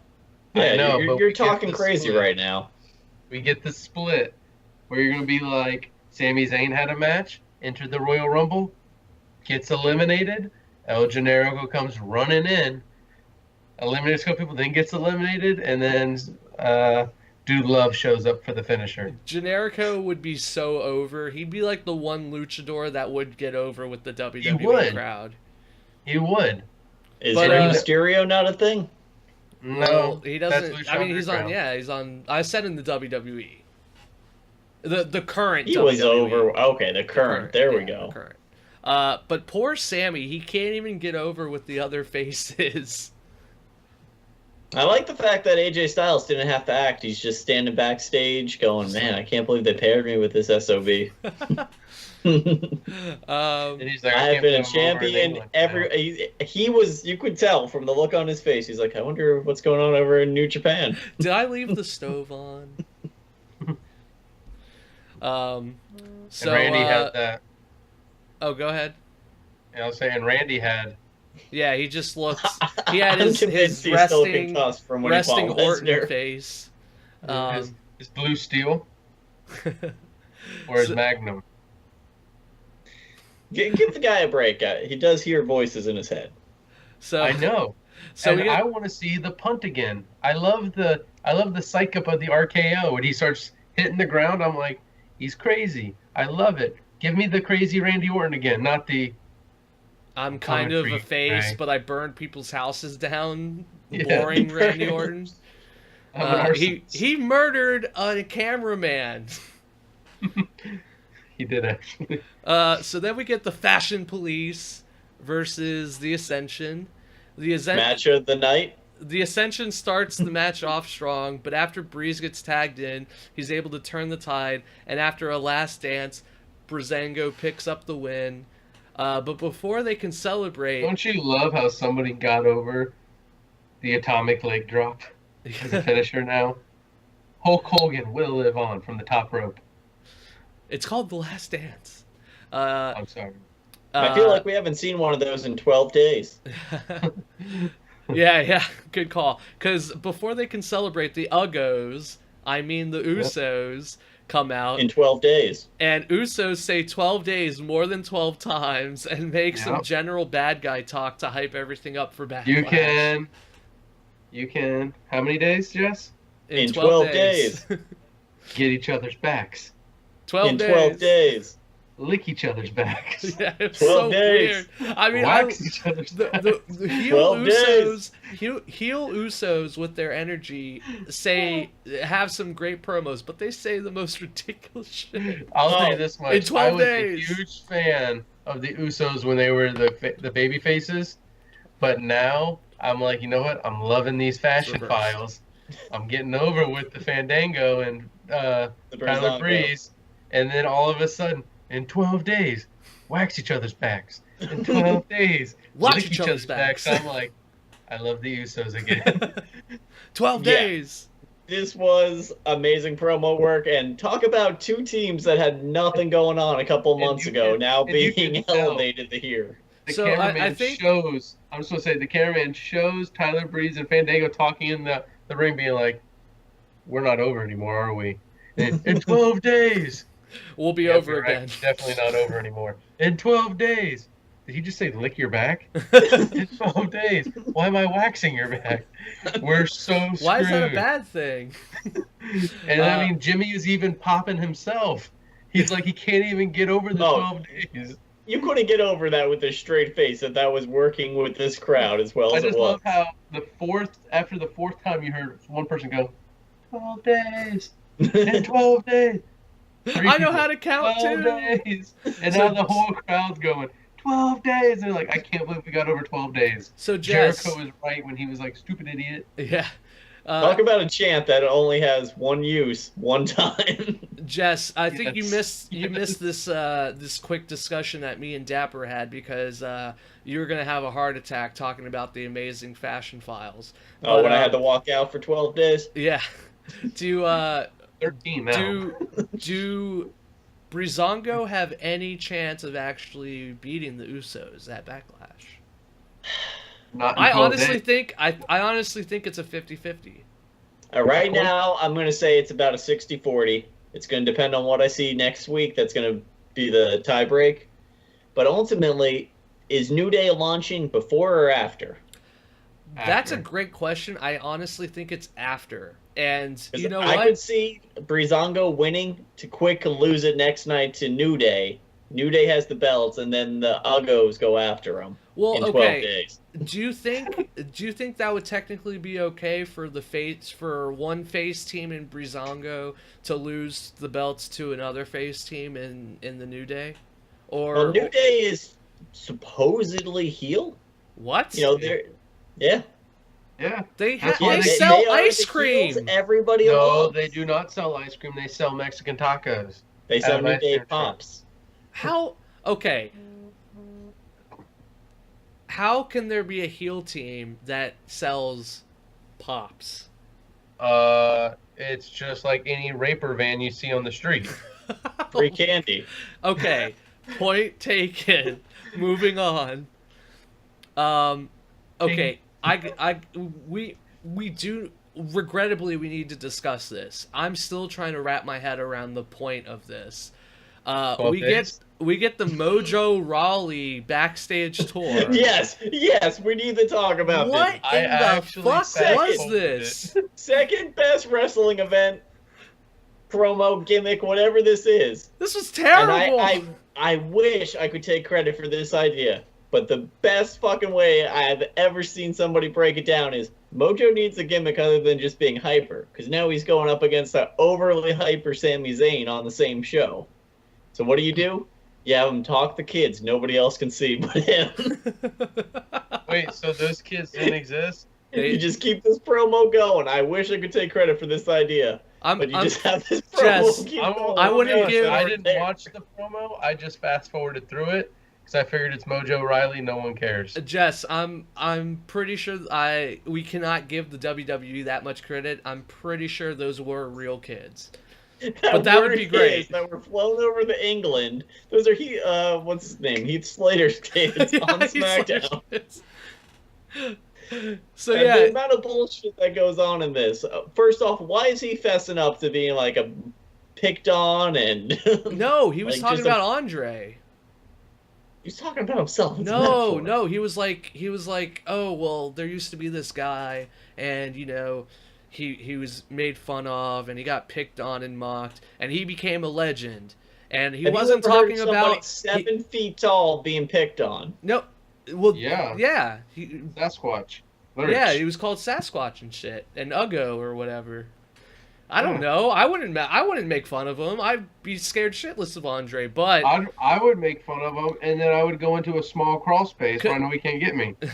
He used to stack them 5 high, and with his fingers. and he used to in 12 days. It took him 12 days to take a shit. If anybody wants to win my respect, tell me where that quote comes from and what I'm referring to. Wasn't I it like refuse him because it's chugging not- a million beers or some shit? No, but he did ask the guy, "Do you have trash cans?" He's like, "Yeah." "Do you have a big trash can?" "Yeah, I want you to fill it full of beer and ice." When he went to a bar, so he could drink a trash can full of beer. So yeah, so then he Mojo Rawley Look, I think we're all just happy uncovers that the this giant Mojo- statue, and I'm just like, what the fuck was the point of this? Well, the point was that they paid for a ticket on an airplane to fly that over to England to display it, and he It wanted wasn't to real. show it off. It wasn't real. So I'm moving. just glad we don't have to see Mojo for another 12 days. I'm moving- excited to watch Mojo's career die for another 12 months before someone else wins the Andre the Giant Battle Royal, and then we get That's another the Baron curse. Corbin Ryan. Yeah. because the 12 gimmick is so over. Is Ty Are they gonna Dillinger fight Ty Dillinger? is Ty Dillinger gonna upgrade instead of the perfect 10? He's the perfect 12. No, because he doesn't have 12 fingers. I still don't get Ty Dillinger. I mean, don't he either. doesn't do a 10-hit combo as his finisher. The perfect 10 isn't his end move. Just saying you're a perfect 10's like me saying I'm the champ. I mean, He it's used because to come everybody out likes with to do signs. this. He used to come out with signs. Oh, I know. In NXT, I loved that gimmick. He'd pull a 10-8 card out, throw it at somebody. He'd That come was out, his other judge the gimmick. match, perfect 10. Everything he did in NXT is one thing, but since he's Yeah, been moved but- to the roster, But the rest of the crowd doesn't have a deck of cards, and they'd rather but just do this. The reason why it's over is because the average WWE fan has like the thought process of a rat. I thought And you were going to say a 10-year-old or the attention span of 10 seconds. that too. but pretty much he recreated the Yes, yeah. two. Notice Well, it's not as good as this. shoulder, elbow. So then we get a And that handsome. move that Jess just did got over too. that's true. So then we're reminded about how handsome Rusev still exists. We get a That's replay what- of that- Rusev's Facebook video. He is pissed. He hasn't heard anything from Shane McMahon after delivering his ultimatum about getting a title shot. And you know what? I still agree with Rusev. You know what? I agree that with Shane, Rusev doesn't deserve a title match because that's just like me No, saying Shane hasn't said anything. That was Rusev's entire point. because he hasn't said anything. He said everything. He has said you don't deserve it. Same way when I go to the bank and I'm like, give me $100. They're like, no, You don't. it doesn't work that way. You got to earn it. Well, did you write it on a sheet of paper and add "or else" at the bottom? I usually have no problem. That's called robbery, and What? we here at Kayfabe's Not Dead do not condone committing acts of violence or robbing And that is banks. why this guy up here, or over here, or down here, wherever Jess's picture is, that is why he's the heel. Here I am giving friendly advice. I was going to tell you how to do your taxes for free next year. No, I'm not. That's called It's called- fraud. It's called TurboTax. So finally, we get our main event, and we get Corbin and Styles to start the match. No. I need to interject right here, right now on this. This was probably the best match I have seen all month. 2 months, I was Really? 3 months, this this year. is what I liked. This I year, love the including fact- Mania. I love the fact that AJ Styles swift kicked Baron Corbin in the leg, and Michael Cole even said it. The big man's been chopped down. One kick. That's how lame Baron Corbin is. One kick by a soccer mom took him down.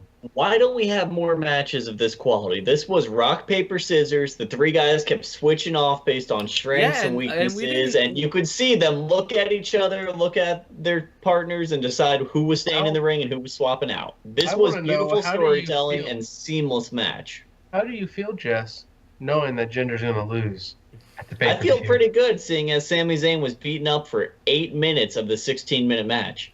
And also, Jinder got the pin. I honestly, But Don't you I would notice not. the cycle? I would not be shocked if Jinder goes over. Let's get through the match and then we can talk I thought about you it. were a smart mark, CJ. The cycle always goes. Win, win, win, win, win. You lose. I'm not You saying weren't he's here going for to it. win. I just wouldn't be shocked if Jinder went over. All I'm saying. You I weren't will be here for shocked. I don't know Dapper. after last that week promo, we had the though. Macho Man on, and he told us the cream always rises to the top. But there's no steroids in that cream. So yeah, we had a Game, lot of set, back and match. forth, and to my surprise, It's not a game set match. That milk is squeezed right out of those bitch tits from those roids, and And that's why the Bollywood cream boys rising. got a little taller. I was surprised that they kept a lot of Sing. the Sing feuds The Singh apart. brothers. We didn't get a lot of Again, beautiful storytelling. This match did more for SmackDown Live than the last 10 things we saw on Raw. Yeah, and we didn't get we got brief moments of like Jinder versus Orton and KO versus AJ and Sammy versus Corbin, but they did do a pretty good job of mixing everything up. Don't forget the final. The little clap, clap. Come on, guys. We got 1 minute left. Finisher, throw out. Finisher, throw out. Finisher, throw out. Someone sneak attacks. And that dirty, what'd you call him, Jess? He's not Muslim. That dirty taxi cab driver? Yeah, that dirty taxi cab driver sneaks in with the Cobra Clutch Slam and gets Randy Orton. Shouldn't have happened. Oh, are you trying to say that's what I said about Gender? No. Gender owns the taxi cab company. Sammy's one of his drivers. So okay, so I'm actually gonna hit you guys with the play-by-play because this went by pretty quickly, and this was definitely the sequence of the entire night.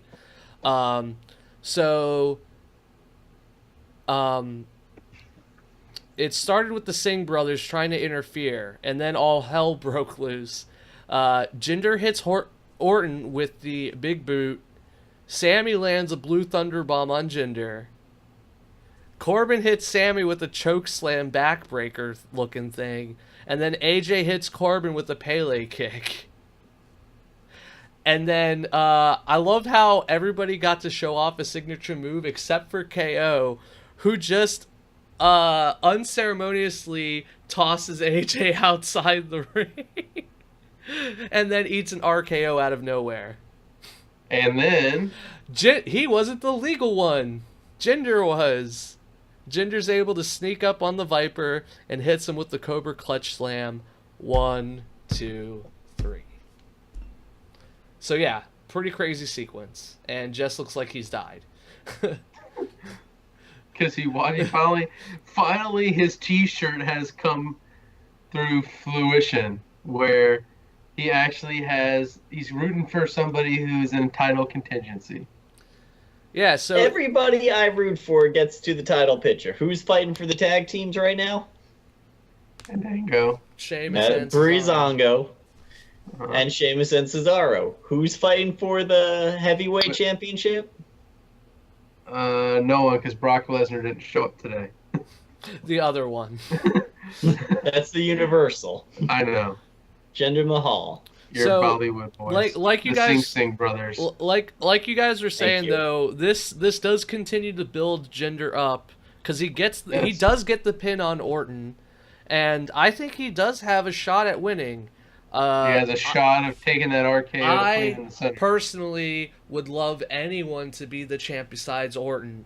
Orton is literally the Hey, at least the he's a fighting Wheaties. champion. We'll dig into it in predictions, but let's do a quick breakdown. Who was Jinder feuding with prior to this?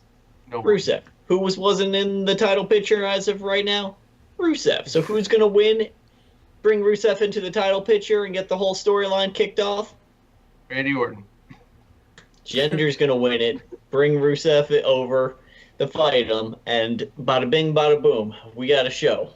Don't act like you know how to write storyline. I gotta say though, because they had all 6 of those big personalities fighting at once, I personally thought Orton looked a little It makes you lost. realize how empty Raw is. No, it made me realize how Orton seemed lost in the shuffle. He does Well, not I mean, stand out. he outshined that Sammy something another. Fuck you, Sami Zayn is better than Randy Orton. There, I said it. How many belts has this Sammy character won? That's because the WWE likes to keep they Underdogs hate down. they Why hate don't we have him wrestle at pushing 5 o'clock and faces. see how quick we get a pin? He's got to drop down and face Mecca. I'll just put a foot up there. They're literally ref. they're 1, having 2, like 3, we're a done. 6-year slow build for Sammy. It's Yeah. on like the last time. Look at okay, Sami A Zayn 6-year is slow build at year 5.5. He's Sami gonna Zayn. No, injure himself and really, be off this the rock. is honestly the truth. Sami Zayn is literally the next Daniel Bryan. That's exactly the same kind of build and the same kind of booking. It took the crowd backing Daniel Bryan for the Everyone WWE forgot that he was to the tag team champion for Kane. it took the entire WWE fan base and LPS universe, team. whatever you want to call them, to push Daniel Bryan. The WWE does not know how to push underdogs. They don't know how to push them. Push underdogs. That's why Bailey's not in the title picture anymore. She got her push. Her story ended. She made it. No, all right. That's what happens when you push an underdog. There's they a sweet become obsolete. there's a sweet spot though. The problem with Bailey is she was pushed way too quickly. No, the problem with Bailey was they brought her up when Sasha had stolen her gimmick, gave her nothing new, and then pushed her into a title shot just because they had no one else to fight. Well, like I said, I would say they pushed her An too entire quickly. locker room of women back But with there to fight. Sammy, we know Sammy can. An entire locker room? You mean all 5 of them? No, those are the 5 you see on TV. As There's much 10 others back there eating catering. as much as you like to give Sammy shit, I don't think you can legitimately say that he has a flaw in his as a wrestler. He needs a gimmick? He has a good gimmick. Which is what? He's a face. He's the He's a he's face? He's the yang good guy. to gender's yang. He's a good guy who attacks somebody from behind, coming Yeah. out on their own entrance. That's what the face is doing. Yeah, we just talked about how Bailey He's does the face nobody else wants to talk Well, to we just in the talked. locker room. Weren't you here Yeah, when we were it's the talking same. about Roman Reigns attacking the heel with a chair, and he's supposedly a face? He's not supposedly a face. He's the strong man. Didn't we just talk about how gender did not take, did not borrow, but took the title belt? That was definitely terrible. Yeah, that was the botch of the night, guys. It's Botchamania. the botch of the WWE career. I would say hey, let's tackle the last 2 news bits wrapping before up- we completely wrap up. wrapping up. I would say that was SmackDown was better than Raw, but overall, I Again. would say both shows were a little underwhelming. I don't know if everybody had jet lag from going to London or what, but let's hope that the last shows before Backlash help build all these feuds up for as far as getting ready SmackDown's for the- concerned.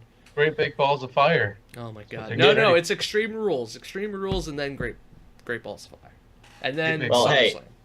The last name on the injury list is Emma. I don't know if we discussed that or not. Just wanted to interject. And Daniel Wrestles? Bryan and...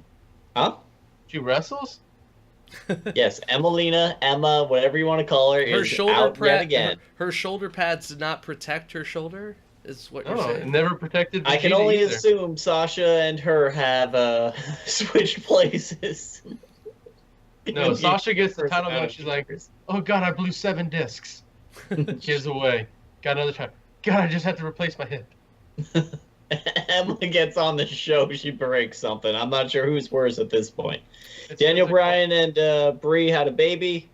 Huzzah. That's everything I have on my notes that we Good didn't for them. cover yet. Oh, and What'd you Braun name the instead baby? of For bone disease. oh, Instead of Birdie, like its real name. I think Daniel Bryan did come out and say that because his contract's getting close to expiring with WWE, and he did Oh, say he won't that be back. No, not with the WWE. Most likely he'll never be cleared by the WWE, but he said that he does want to wrestle. Japan Wrestling. And if he went to New Japan, that would be nuts. As the American Dragon. Dude, I would love to see him fight Omega. That would be amazing. Fight anybody, Okada, Omega, any of them. But also, I don't know if we really touched upon it. Braun, it turns out that while they originally thought he tore his rotator cuff, it looks like he actually has an elbow injury, and he's going to be out for an undisclosed amount of time. I think the estimation was anywhere from 4 to 8 weeks. Probably. He probably has depending on when they want to schedule the next drug test. No, it's because he has tennis elbow. I think he has to actually have a surgery, right? From that Fluid volleying. drain, correct? Probably. He probably has bursitis. But he probably has tennis elbow from throwing that little lucha dragon, volleying him into the dumpster.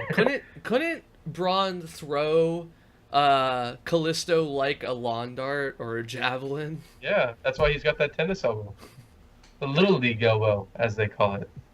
So guys, wrapping up, did you guys have any final comments on this week's shows or any of the injuries or anything else you might have seen? They were lackluster at best. Smackdown was solid. I hope to see more matches where the game of rock, paper, scissors is clearly going on in the wrestler's head. Don't you see that every pay-per-view when they don't have any clue what to do with people? No, I see them talking to each other in the ring, clearly saying, hey, I'm going to do this next. Do you want to do something? I don't know. I still love the one wrestler, I can't remember his name, that Steve Austin fought, where he's like, the whole what gimmick came up, and he was like, I can call a match by yelling the moves. And he's like, no, you can't. He'd hit somebody, he's like, do you want to see a power bomb? Yeah! And he does it. Do you want to see a clothesline? Yeah! Do you want to see a drop down tackle? Do it again. Yeah! And that's how he did it. That's how they should do it one day. Just have Braun come out. Do you want to see the reverse choke slam? I want to see them put up integration with the app, and this is actually something I did put on my things we want to see, where we get to pick the moves coming up next. You get points. You get points towards merch. Yeah, something. All right, let's cut it here. I got stuff to do. All right. Well, with that was the end of episode 4 of Kayfabe's Not Dead, and can't wait to hear your guys' comments and feedback. Yep, and your champ will be back next week. Fuck off, Dapper.